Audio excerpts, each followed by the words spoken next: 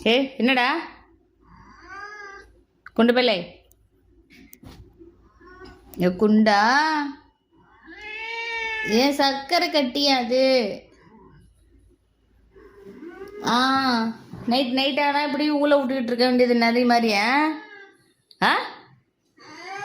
என்ன அது எதுக்கு இப்போ திணறிக்கிட்டு சினிங்கிக்கிட்டு இருக்க என்ன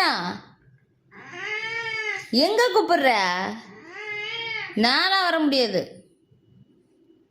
எனக்கெல்லாம் தூக்கம் வருது வேற வேலை இல்லை பாரு